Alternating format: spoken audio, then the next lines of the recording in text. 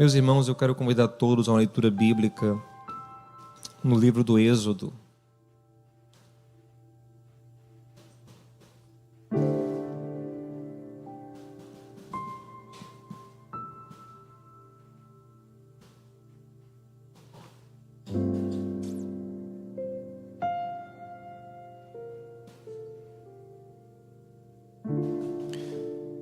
Poderíamos ler todo o livro, no capítulo 12, e poderíamos ler todo o capítulo 12, porque é o capítulo da Páscoa. Mas leremos apenas alguns versículos, e eu vou comentar outros. Também cumprimento quem está acompanhando pelo YouTube, dizer que é uma alegria ter você conosco. Fique à vontade para comentar, para se inscrever no canal, para deixar o like, participar conosco. E também pedir oração nos comentários.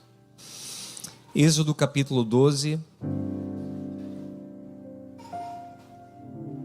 versículo 1, gente.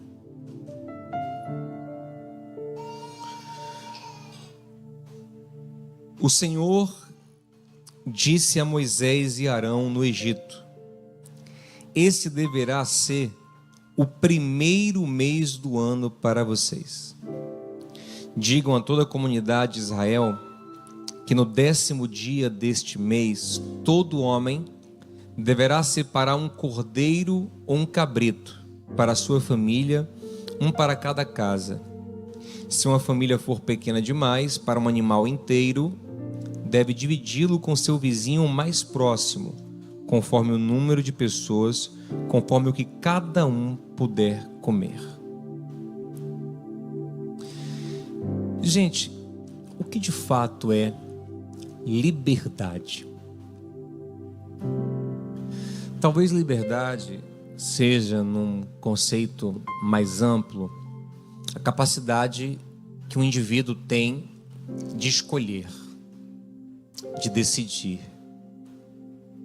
decidir a partir não do que lhe é imposto, mas do que ele quer. E mais do que o que ele quer, do que o que ele acredita. Porque se a gente seguir todas as nossas vontades, pode ser que em certo momento nossas vontades contrariem o que cremos, o que acreditamos ser bom. Então, num plano ainda mais profundo, liberdade é agir de acordo com o que acreditamos. Esse é alguém de fato livre, que consegue administrar a vontade dentro do que quer mais do que a própria vontade, que é o que crê. O que nós cremos é o que nós queremos querer. O que nós cremos é o ideal da nossa vontade. Talvez muitos aqui creiam que certo tipo de alimento é saudável, mas nem sempre tem vontade de comê-lo. Então nem sempre a sua vontade está de acordo com o que você quer. Mas é gostoso quando você pode viver a sua vontade dentro do que você crê. Quando vontade e fé se alinham. E essa é a proposta de Deus para a gente. Em Romanos 12, 2, o Senhor nos chama a não nos conformarmos com a visão caída da realidade, mas transformarmos a nossa mente para experimentar uma vontade que ao mesmo tempo é boa, como ela é agradável e é perfeita. Ah, não, mas aí há quem interprete, não, essa vontade boa, agradável e perfeita é para Deus. Mas o que Deus quer fazer é alinhar o nosso coração com o dele. É gerar em nós um coração segundo o dele, alinhado com o dele. Então o que é bom, perfeito e agradável no Senhor deve se tornar bom, perfeito e agradável em nós também. E isso faz com que a gente possa viver de uma maneira muito boa. Porque eu quero dentro do que eu creio puxando o que eu quero, e eu posso escolher nesse sentido. Não era o que acontecia com os israelitas no Egito. Eles viviam uma vida que eles não queriam e nem acreditavam.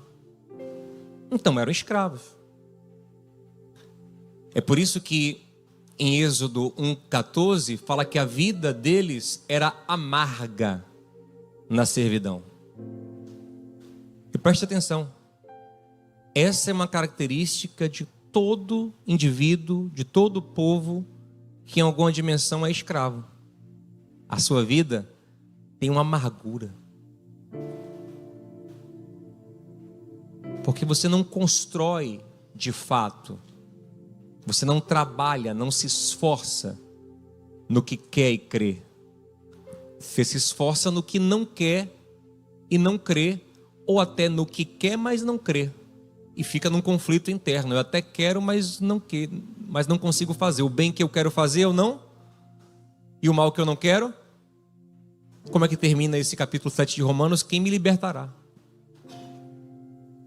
Estou escravo, estou preso, estou oprimido. Então o povo de Israel nem quer, nem crê no que está fazendo. E faziam coisas impressionantes. Faziam obras faraônicas, literalmente. Ó ela. A gente já está aqui. Estamos na arca. Ninguém saia antes de passar o dilúvio. Enviaremos uma pomba, depois outra, só então sairemos. Amém, gente? Deixa eu voltar aqui, que o TDAH não deixa. Mas vamos lá. Estava falando o que mesmo? O povo de Israel estava fazendo coisas impressionantes, mas que nem queria e nem acreditava. Então estavam amargos. E muita gente vive assim. Faz até coisas legais, mas que nem quer nem acredita. A vida fica amarga. Aí quem está de fora fala: rapaz, se eu fosse você com um trabalho desse, eu era feliz. Aí você fala assim: mas eu não acredito no que eu faço. Nem creio, nem quero. Então eu vivo amargo, porque eu estou preso. E por que você faz? Porque eu não tenho outra alternativa. Eu sou obrigado, eu sou pressionado a viver assim. Eu estou escravo, não tenho alternativa. Existe alguma coisa que me prende aqui contra a minha vontade, mas pior, contra o que eu acredito. Porque, repito, se for contra a vontade, mas alinhado com o que você acredita, tende a ser bom. Porque a sua vontade está desordenada. Mas quando é contra a sua vontade, contra o que você crê, você é um escravo. Eu nem acredito nisso aqui, mas eu estou fazendo, eu tenho que fazer, eu tenho que viver. Que pirâmide linda você está construindo, que monumento maravilhoso. Não acredito nisso. Não queria estar fazendo isso. Ele é um escravo, e é uma escravidão amarga. E eu quero lhe perguntar aqui: você vive o que quer e crê? Ou uma amargura existencial no seu coração? Não falo só sobre trabalho, mas sobre relações. Está preso em relações nas quais você nem acredita mais. Preso em sistemas nos quais você não acredita. Em projetos, em práticas de vida. Em pressões que te empurram contra o razoável para você, contra o que é bom de fato. Isso tudo é escravidão. E essa escravidão era sustentada pelo grande motor de toda a escravidão, que se chama medo. Medo é a corrente que escraviza as pessoas. Ele fica porque ele tem a ideia que sair é pior. Era a ideia que Israel cultivava, tanto que Moisés teve trabalho para convencer o povo para ter coragem de sair. E quando eles se ensaiavam sair, Faraó fazia ameaças. Então eles diziam: nos deixe em paz, Moisés, porque você quer piorar a nossa vida. Nossa vida já é amarga, mas sair é pior. E esse é o motor da escravidão. Ele te prende numa dimensão onde tentar sair é pior. Mas a resposta de Deus é: não, eu não te chamei para a escravidão. Eu te chamei para uma vida onde você constrói o que você acredita. Não tenha medo de sair da escravidão. Mas o que segurava eles lá? Vários medos. Medo do faraó e medo, gente, das muitas divindades que tinha no Egito. O Egito era uma cosmovisão, era uma maneira de enxergar a vida. O Egito tinha um Deus para cada coisa. Tinha um Deus da colheita, um Deus do rio Nilo, um Deus do sol, o famoso Ra, um Deus da terra, o Geber. Tinha um Deus para cada coisa. Então eles viviam sempre tentando agradar aqueles vários deuses para a vida funcionar, e era uma pressão de todos os lados. Os israelitas também viveram isso. Lá em Josué 24:14 está dito que eles serviram aos deuses egípcios. Então, se iam no rio, tinham que fazer os rituais e pensar como agradar o próprio Nilo, que era uma divindade, ou Rapi, que era uma divindade ligada ao Nilo. Tinham que agradar Ra, tinham que agradar Het, tinham que agradar várias divindades. E a vida vai ficando opressa. E hoje nós continuamos muitas vezes tendo que agradar vários falsos deuses que são impostos na nossa cosmovisão pós-moderna.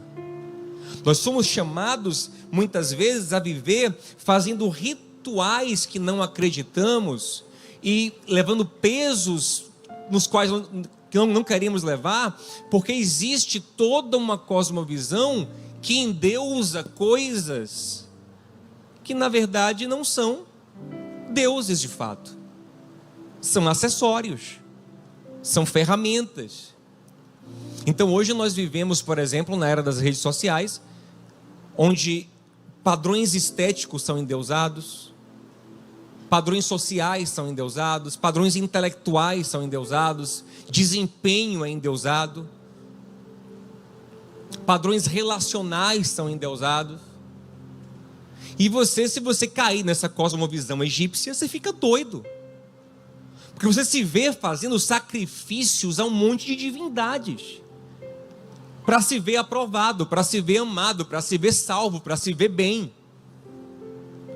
Sabe, não adianta mais ter saúde, você tem que ter um padrão estético para ser querido. Inclusive, uma coisa que é curiosa hoje, que uma das coisas mais roubadas hoje em dia são canetas emagrecedoras. Porque existe um mercado imenso para esse tipo de medicamento, e não é de pessoas que de fato precisam, porque estão obesas ou estão com diabetes, com risco de diabetes. Não, são pessoas que são loucas atrás de um padrão estético. E às vezes fazem o que podem e o que não podem, são oprimidas. Gastam o que tem e o que não tem. Porque aquilo foi colocado como uma divindade. Se você não chegar aqui, você não é aceito, você não é querido, você não é amado, você não está aprovado. Então elas endeusam aquilo. Eu vejo pessoas que ganham um salário mínimo e lutam para ter um tênis que custa 2 salários mínimos. Ela gasta 2 salários no ano para comprar o tênis. Por que ele se coloca nesse lugar?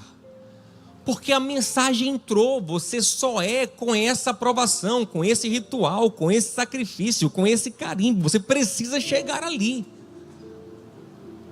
Padrões relacionais, padrões sociais, isso vai oprimindo e vai amargando a vida. Porque você acha que a pessoa que não tem condições financeiras e pega o cartãozinho dela e parcela o tênis em 24 vezes, pagando às vezes o rotativo do cartão, ela paga feliz, gente?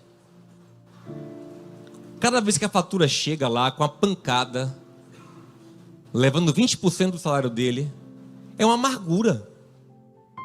Ele olha para o tênis e fala: rapaz, será que você me fez mesmo? Será que você vale a pena mesmo? Estou até olhando, o meu tá meio caro também, esse aqui que eu comprei. Será que você de fato é o que me faz feliz? E pior que não é. É um falso Deus. E lógico que eu não estou falando aqui contra o autocuidado, contra o crescimento profissional, contra as relações. Mas eu estou falando que se isso virar um Deus, isso vai te oprimir. Então o que é que Deus fez? Olha como o Senhor é inteligente. Antes de libertar o povo de Israel do Egito, de tirar do Egito, Ele vai quebrar essa escravidão mental, e o Senhor manda 9 pragas, cuja função, é até a 10ª também, a função era basicamente uma só: mostrar para o Egito e para Israel que só existia um Deus. Então as pragas começam a mostrar que aqueles falsos deuses não tinham poder de verdade. Deus controla a agricultura, prejudica a agricultura, fecha a luz do sol, mostra que Ra não tem poder nenhum, mexe nas rãs, mostrando que Rete, uma deusa com cabeça de rã, não tinha poder algum, nos gafanhotos, na terra, mostrando que Gébia não tinha poder algum. Ele vai destronando os deuses egípcios. Se você ler o versículo 12 de Êxodo 12, o Senhor fala isso: eu estou trazendo o juízo, eu estou expondo, eu estou humilhando os deuses egípcios. Para quê? Para que Israel e o mundo saibam que só existe um Deus. E isso é libertador. Isso não é para Israel repudiar o rio Nilo. Não, porque o rio Nilo foi eu que criei. Mas em vez de se aproximar do rio, morrendo de medo, cheio de ritual, e o Nilo virar mais um fardo, ele ia ao Nilo confiando em mim.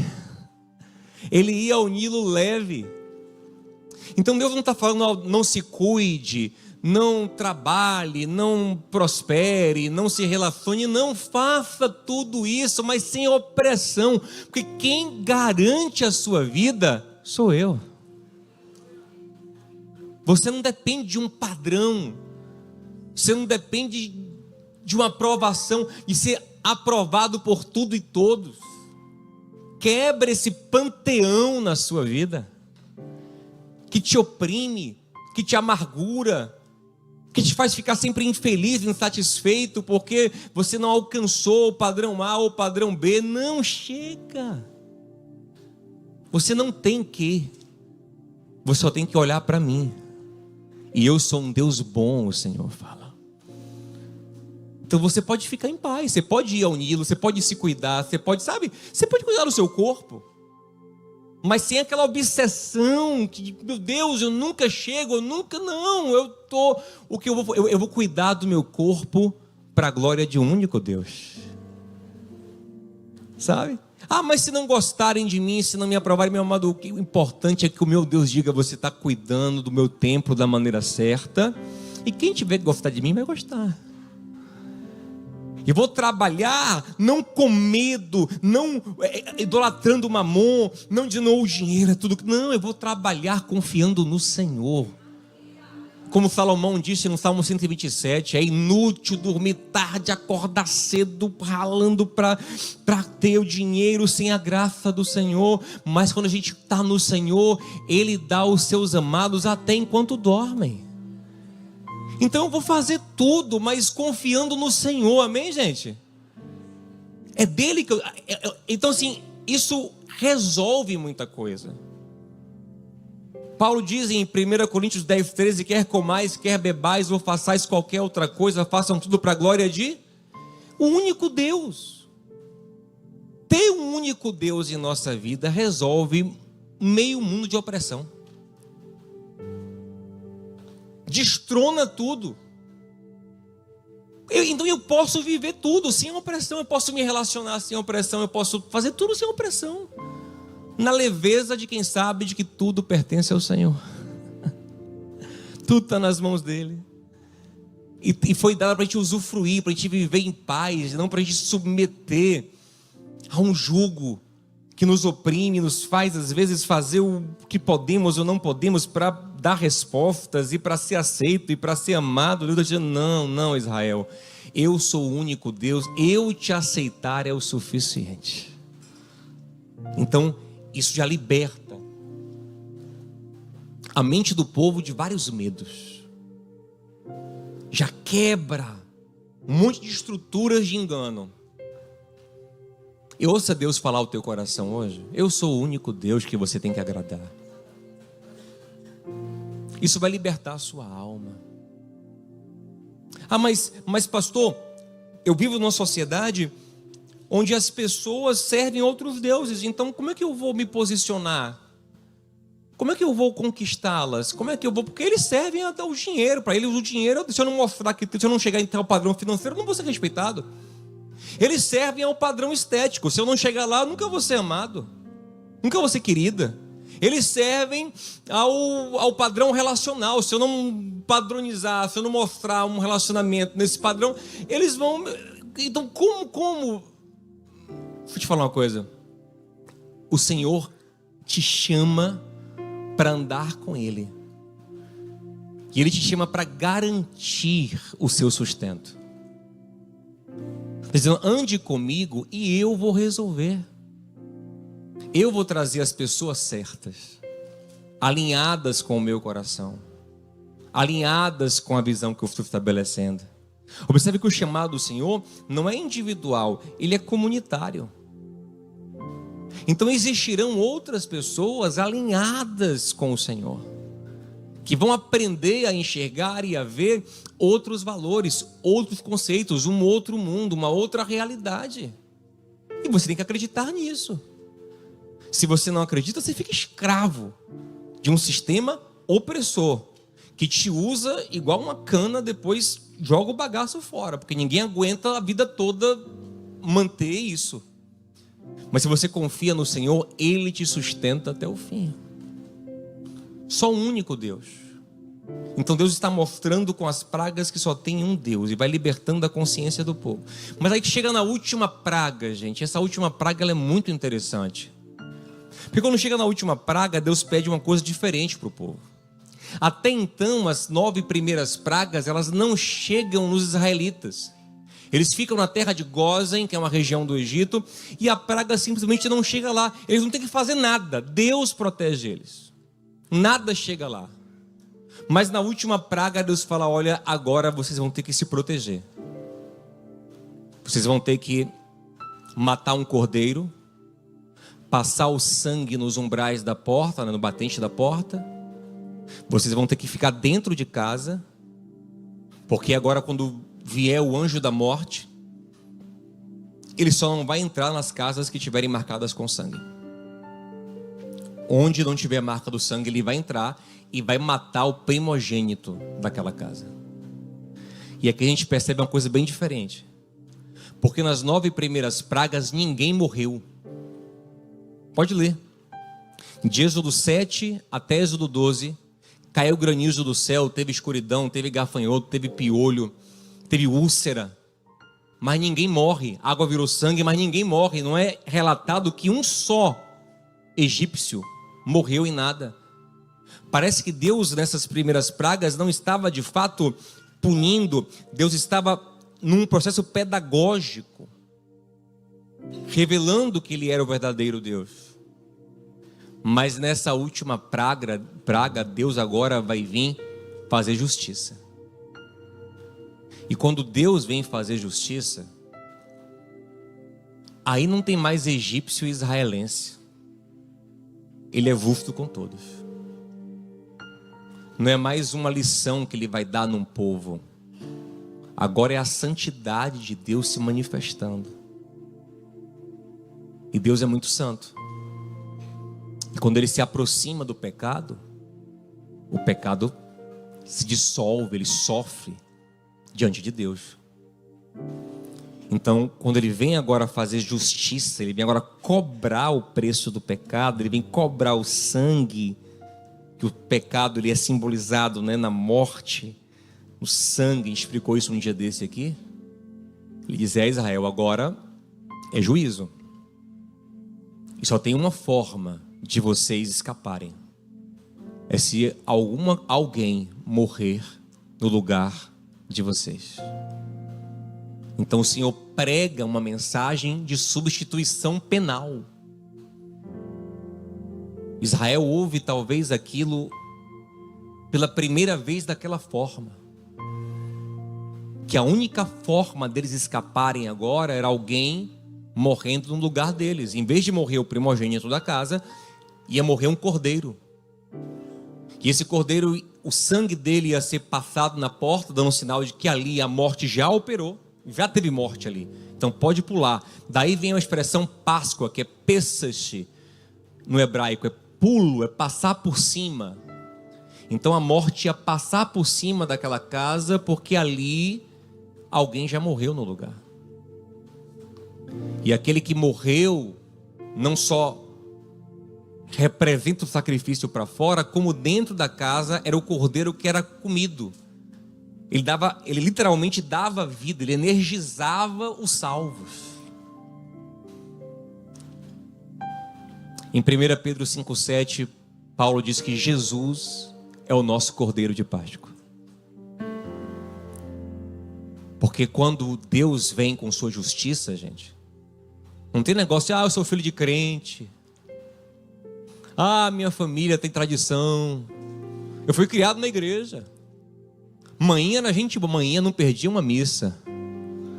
Olha, pensa uma pessoa caridosa. Eu acredito que esses benefícios da bondade paterna e materna, dos atos de caridade, eles chegam na gente de alguma forma. Essa semeadura gera em nossas vidas assim, uma colheita preciosa, mas não é suficiente para nos proteger da justiça de Deus. Os israelitas eram filhos de Abraão, mas caso um israelita não tivesse a marca do sangue na porta, a morte entrava, porque era justiça. Porque Israel também pecava. E todos nós, por mais que tenhamos uma família legal, um passado legal, uma estrutura familiar legal, meu amado, diante dos olhos de Deus ninguém escapa. Romanos 3,23, todos pecaram. Não há ninguém justo no padrão de Deus. A única forma, podia ser o melhor judeu que tivesse ali, o mais reto. A única forma dele escapar era ficar escondidinho em casa debaixo do sangue do cordeiro. E a única forma de nós escaparmos do juízo de Deus é ficarmos escondidinho debaixo do sangue do cordeiro. Ficarmos nele, porque só assim. A gente não tem ideia às vezes, gente, de quem é Deus. Pense em Deus de uma maneira muito diminuta, para que a gente possa compreender, na metáfora do sol. O sol é quem nos dá vida, amém? Quem sustenta a vida nesse planeta é a energia do sol. Mas o sol, se a gente se expor a ele, ele nos mata. O sol só não nos torra porque a gente tem uma camada de ozônio que dá uma filtrada. Tem uma atmosfera que dá uma segurada, mas mesmo assim, se você ficar muito tempo nele, você morre. Você desidrata, tem uma insolação, você tem câncer. A gente precisa se proteger dele. Ele nos dá vida, mas se expor muito a ele, nos mata. Se a Terra se aproximar um pouquinho do Sol, já era. Deus é a mesma coisa. Vou te falar, Deus é a fonte de vida para a gente. Mas Ele é tão santo, que se aproximar dele, que a exposição a ele nos destrói. Então o que a gente precisa se expor a Deus, ao mesmo tempo que a gente tem uma cobertura, que a gente tem um filtro, que a gente tem um lugar que nos protege. E esse lugar se chama Jesus o Cristo. Ele é a forma que Deus providenciou de nós perecíveis, de nós pecadores, nos aproximarmos do Senhor. Porque Ele na cruz, como Cordeiro de Páscoa, absorveu os nossos pecados. O castigo que nos permite a paz com Deus estava sobre, e por suas feridas nós somos sarados. Então, estar debaixo de Jesus, agora olha que coisa maravilhosa. O que é na prática isso, estar debaixo de Jesus? Observe que existem dois movimentos ali. Perceba comigo. Gente, vamos pensar uma coisa aqui comigo aqui, ó. Se algum judeu, algum hebreu, para ser mais preciso, ou israelita, ouvisse a mensagem, mas a ignorasse, e dissesse que nada, eu sou Israel, sou filho de Abraão, nada vai chegar em mim, nada. As outras pragas não chegaram, porque essa vai chegar. Se ele confundisse graça com mérito e não entrasse dentro da casa, debaixo do sangue, a praga chegava nele? Chegava, porque estava autoconfiante. Agora, se um egípcio que não tinha o sangue abraâmico ouvisse por acaso a mensagem e acreditasse na mensagem e confiasse em Deus e se abrigasse numa casa marcada por sangue, a praga chegava nele? Não, porque não é mais por mérito, é pela fé. Então perceba uma coisa, isso é uma mudança de mentalidade. Essa libertação que Deus quer fazer em nossas vidas é uma vida em que nós vivemos pela fé. Nós não confiamos mais em nós mesmos. Nós confiamos em Deus, acreditamos na palavra dEle e nos escondemos em Cristo. Agora, se esconder é um ato de humildade, é se retrair, é ficar dentro de casa. Na linguagem baiana aqui é ficar pianinho. Imagina, tá dando, era meia-noite o horário, 10 da noite, tá a galera conversando na porta. E aí, Benjamin, e aí, Joseph, estamos aqui, foram 10h30, não, que dá tempo ainda. Aí tem aquele mais corajoso, né? Eu todo. 11h45. Não, ainda tem 15 minutos. Rapaz, era capaz de eu morrer, gente. Que o sol entra em cima na hora. 11h40. Rapaz, você entende? É um toque de recolher. É um parar de confiar em mim, na minha. É entrar para estar protegido. E viver em Cristo, gente, é muito disso. Como é que eu sei que eu estou vivendo em Cristo? Eu me escondo nele. Eu não encaro tudo na minha força, na minha coragem, não. Eu me escondo no Senhor. Eu me submeto. Jesus diz, aquele que tem os meus mandamentos e os guarda, esse é o que me ama. Aquele que está em mim, que tem minha palavra, que tem essa reverência, tem esse temor, que não confia em si mesmo, mas confia nele, então se esconde, tem uma vida de quem é humilde, de quem é quebrantado, de quem, sabe, teme, de quem se esconde nele. Mas não é aquele temor de medo de Deus, mas é um temor de uma reverência, é tipo o temor que deveríamos ter uma autoridade policial, por exemplo. Você reverencia, você para na blitz, você respeita, você baixa o vidro, você baixa o tom de voz. E a ideia não é que você temesse ele porque ele vai te fazer mal, mas você temesse ele porque você sabe que ele está cuidando de você. Então você teme ao passo que confia. É um temor gostoso, é uma reverência, é um respeito. Você entende, gente? É a mesma coisa que deveríamos ter com o Senhor. O poder está na mão dele, mas eu sei que o poder está na mão dele para o meu bem. Esse toque de recolher que ele deu para mim não é opressão como o faraó fazia com a gente, é cuidado. Aleluia. E na verdade, essa transição também está acontecendo na libertação. Porque ao passo que os israelitas agora não mais temem outros deuses, eles passam agora a ter um tipo de temor diferente, não um medo existencial, mas uma reverência ao Deus que lhe chamando para si, para debaixo de suas asas, os guarda, os protege. Então, no fundo, eles não têm medo mais de nada, porque o único a quem eles temem é bom. É um temor gostoso, é uma reverência de quem os chama para os proteger. E isso, gente, quando estabelecido de fato em nossa vida, e eu quero encerrar por causa da ceia, muda completamente, é uma libertação de mente. Porque esse medo, que é o grilhão da escravidão na nossa vida, que nos prende a coisas que nós não acreditamos e nem queremos, ele é completamente quebrado quando eu penso que tudo está nas mãos do Deus, que sim, pode me punir, mas que por graça escolheu absolver o castigo nele mesmo, e que me chama para debaixo de suas asas, sim, como Senhor, mas que me ama. Olha que libertação existencial é isso. Então eu passo a ter agora uma mentalidade de filho. E filho é aquele sujeito ousado, que quando entende que é amado, obedece, mas sem medo. Eu vejo o Judá lá, que figura. Aí eu falo as coisas, ele brinca, não sei o quê. Aí ele obedece, mas no fundo ele sabe que é amado. Isso é gostoso.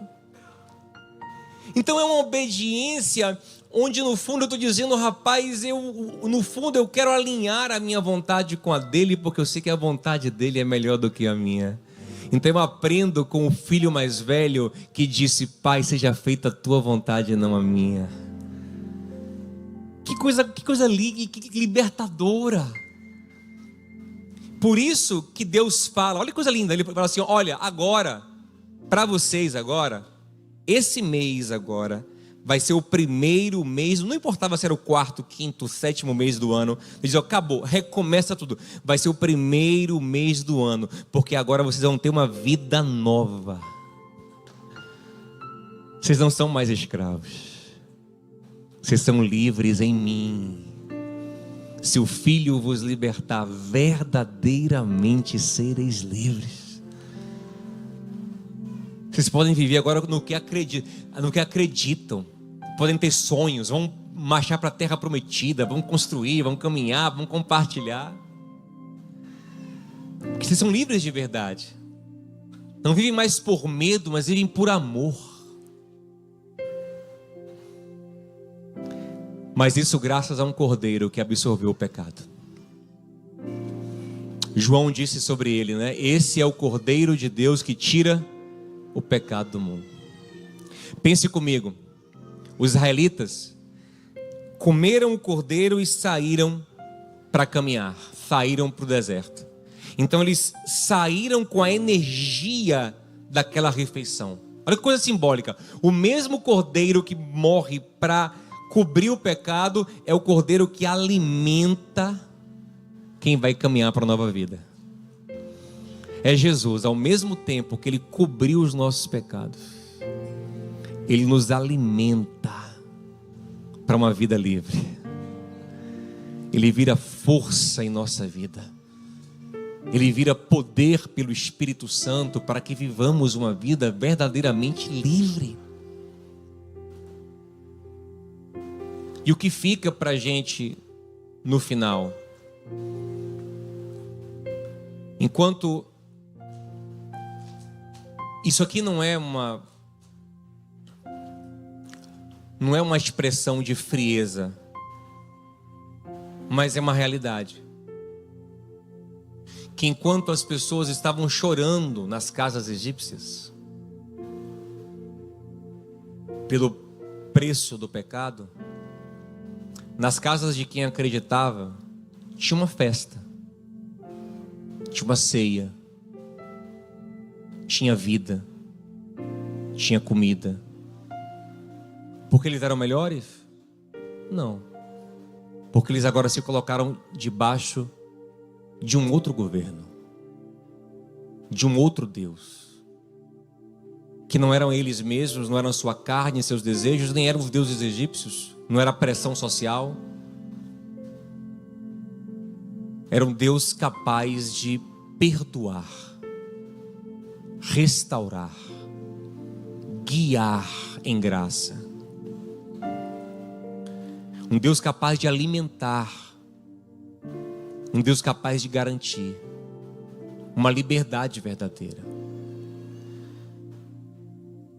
E é isso que começa a acontecer, gente, em nossas vidas, em meio a esse mundo trágico que nós vivemos.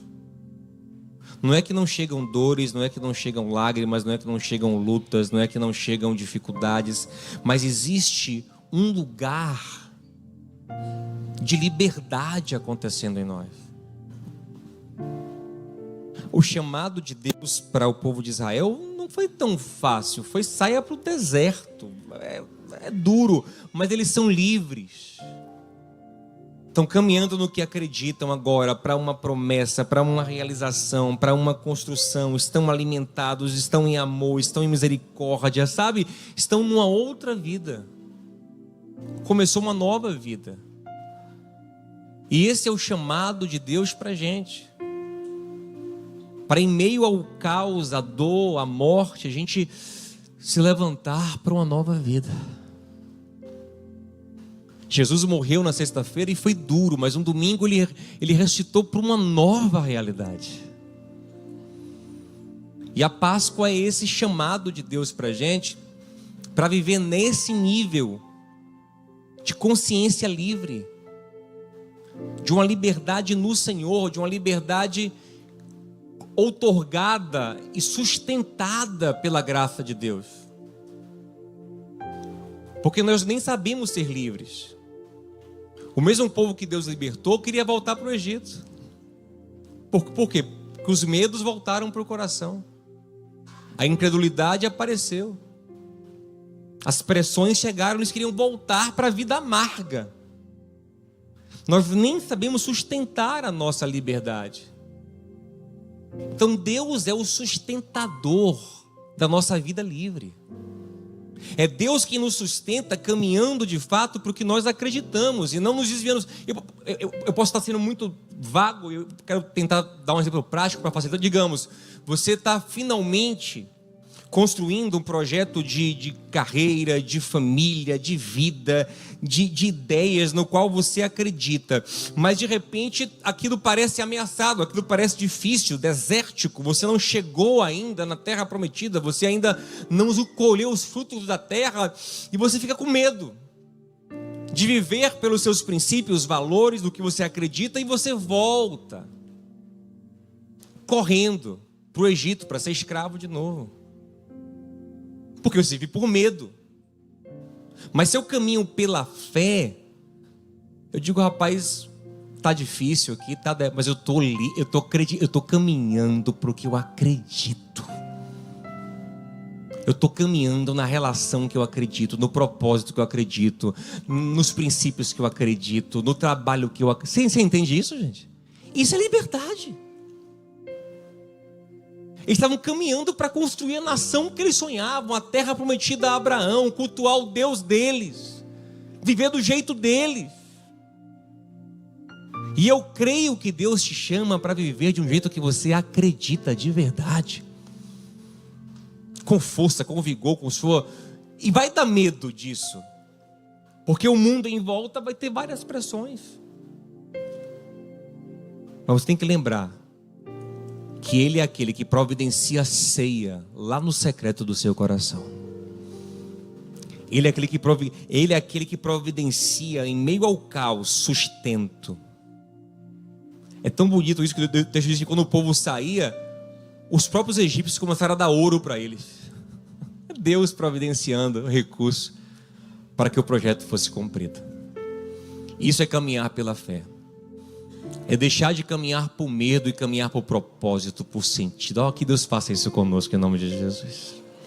Vamos pegar o pão e o cálice que simbolizam isso. Nós recomendamos que ceia aquele que é batizado. Por quê? Porque é aquele que expressou já a aliança. A ceia é para o aliançado. Se você não expressou a aliança ainda no batismo, então você não está certo de que isso é para você. Respeita o seu tempo. Daqui a um tempo você participa. Não, pastor, eu só não me batizei ainda porque não chegou. Mas eu estou certo, eu creio em Jesus Cristo como meu Senhor, como meu Salvador. Eu sei que eu só estou vivo hoje porque os meus pecados foram lançados sobre Jesus.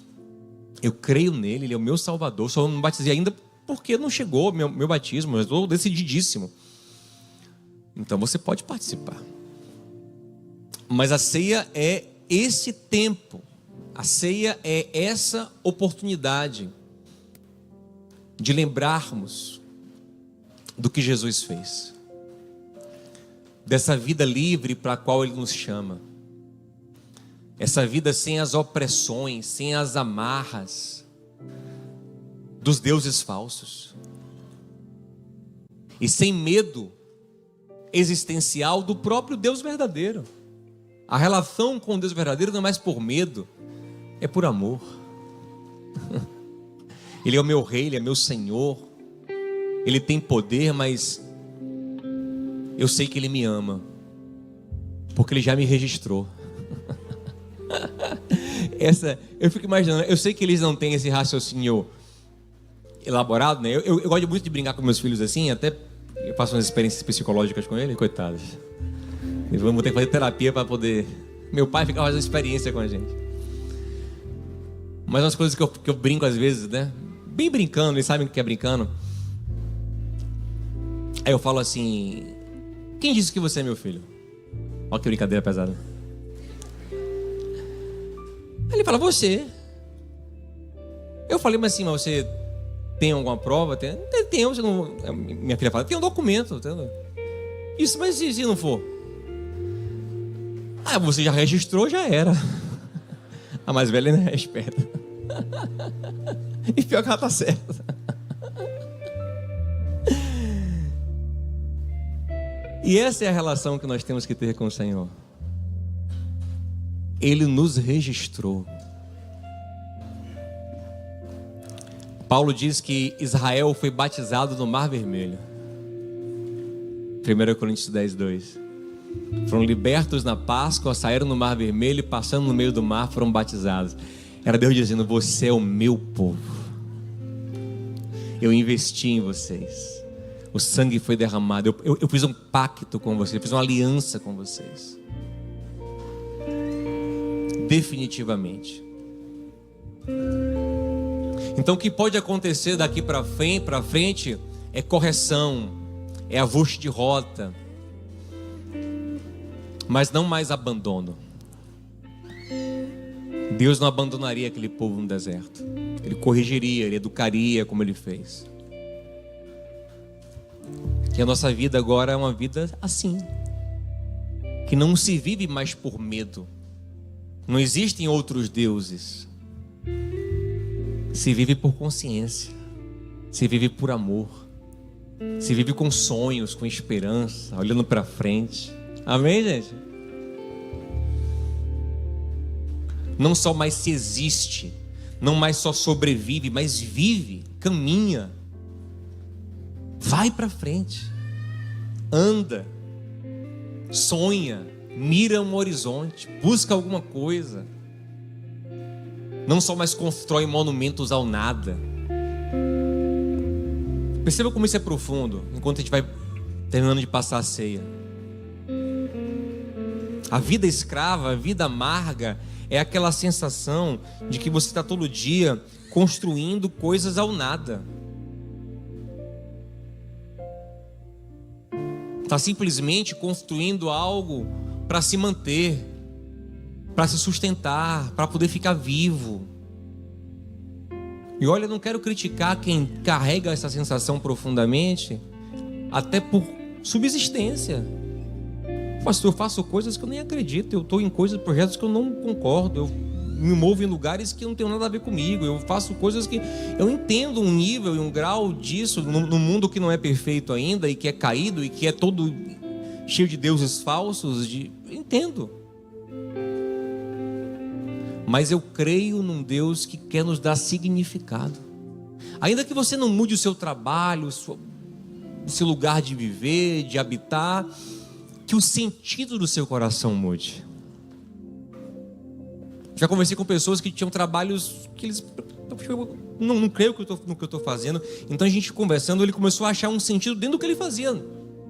Uma importância, um significado, um propósito, um horizonte, um caminho. Amém, gente?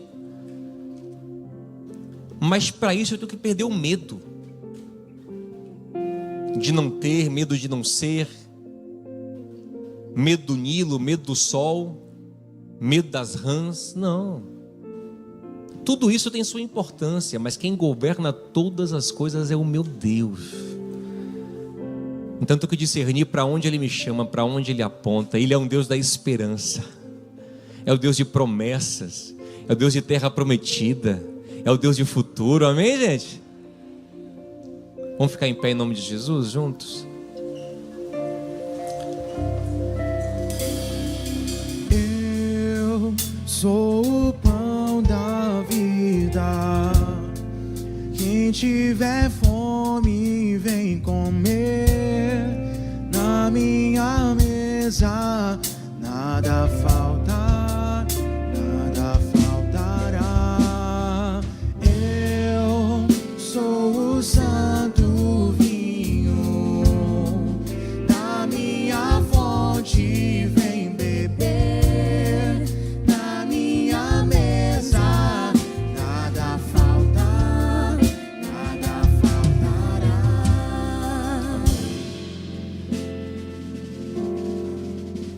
Há um horizonte, há uma terra prometida, há um futuro para a sua vida. Lógico que o futuro dos futuros é a Nova Jerusalém. É para lá que estamos caminhando, para a construção do reino de Deus sobre a terra. Amém, gente? E esse deve ser o horizonte dos horizontes. Em todo o meu horizonte eu devo buscar esse horizonte. Mas eu creio que uma vida livre, uma vida que tem horizonte e tem sonho em tudo. Há sonhos familiares, há sonhos relacionais, há sonhos profissionais, há sonhos de todas as ordens. Há caminho, há movimento. Isso é liberdade. Que vou caminhando. Então peça ao Senhor para fazer as escamas do medo caírem dos seus olhos hoje. Aleluia. Senhor, o que é que me prende, me impede de ver, olhar, de sonhar com a terra? Que medo é? Tira esse falso Deus do meu coração, Senhor. Aleluia. Tira essa divindade mentirosa que me oprime. Tira o faraó que me ameaça.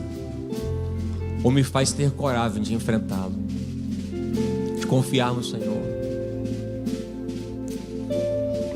Porque se tem alguém que eu deveria temer, porque esse sim é o sol da justiça, é o Senhor. Mas Ele providenciou um sacrifício para me perdoar os pecados. Mas como é que é perdão se teve que pagar? Quando o próprio credor paga, é perdão, gente. Como o próprio credor pagou a dívida, então Ele perdoou. Ele me perdoou, Ele providenciou a justiça. Ele me fez filho, então não vivo mais nem com medo dele, eu vivo por amor a Ele. E sou chamado para caminhar com Ele, para me abrigar debaixo das suas asas. Para uma vida que não é movida por medo, mas por propósito, por sonho. E esse talvez seja o grande resumo do que conversamos aqui hoje. O que é a vida escrava? É a amargura de viver por medo. O que é a vida livre? A vida livre, gente, tinha... A vida livre, a princípio, tinha menos variedade de cardápio, tinha mais dificuldades do deserto, não tinha um monte de coisa que tinha na escravidão. Mas o que ela tinha? Um sentido, um propósito, um sonho, um norte, uma construção de algo que seria muito melhor do que o Egito poderia ser. Então a vida livre é essa, ela tem um norte, ela tem um sonho, ela tem um horizonte. Amém, gente? Ela tem um chamado, ela tem você acredita no que está fazendo. E isso começa para nós em Jesus Cristo. porque nos chamou para viver uma vida abençoada, guardada, cuidada, liberta de nós mesmos, do pecado, do mundo, dos falsos deuses, do diabo, de tudo, para servir só a Ele. Só ao Senhor teu Deus adorarás. Tome esse pão que representa o corpo dele, que como um cordeiro foi partido por nós, para nos alimentar, para nos nutrir, para nos fortalecer para a caminhada.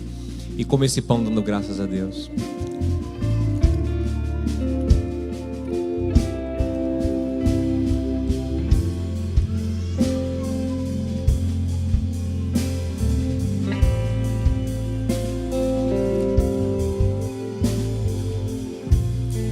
Após cear, ele tomou o cálice e disse que esse cálice era a nova aliança no sangue dele. Quando o cordeiro foi morto e o sangue passou nas casas, aquele sangue era um sinal de aliança. E esse aqui é mais uma vez um rememorar da aliança. Levante esse cálice e declare para o Senhor que você pertence a Ele.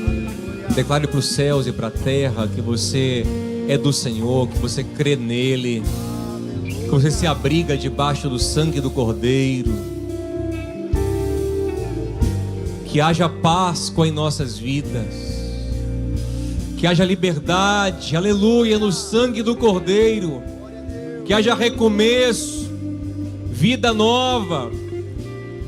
Esse será para vocês o início do ano. Aleluia, o ano começa agora, a vida nova começa agora, quando a liberdade chega, aleluia, que haja liberdade, libertação no sangue de Jesus, vida nova, porque nós pertencemos a Ele. Tome esse cálice para a glória de Deus. Maior tesouro eu encontrei de meu rei, estou satisfeito, pois encontrei a ti, meu rei. O maior banquete eu encontrei em ti, meu rei, estou satisfeito, pois encontrei a ti. Eu sou o pão da vida, quem tiver fome vem comer. Na minha mesa nada falta, nada faltará.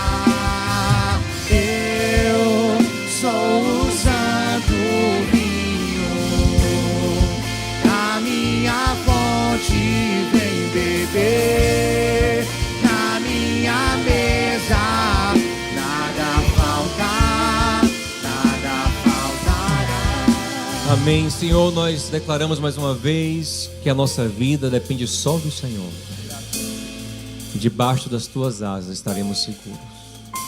Tudo que nos importa é nos alinhar ao teu coração e caminhar contigo. O Senhor é quem nos garante no deserto e nos guia até a terra prometida. Que haja Páscoa em cada vida, em nome de Jesus. Que o amor de Deus, o nosso Pai, a graça de Cristo, o nosso Senhor, a comunhão e a consolação no Santo Espírito de Deus seja com você e a sua casa, hoje e sempre. Feliz Páscoa. Jesus vive e reina em nossas vidas. Deus te abençoe. Boa semana.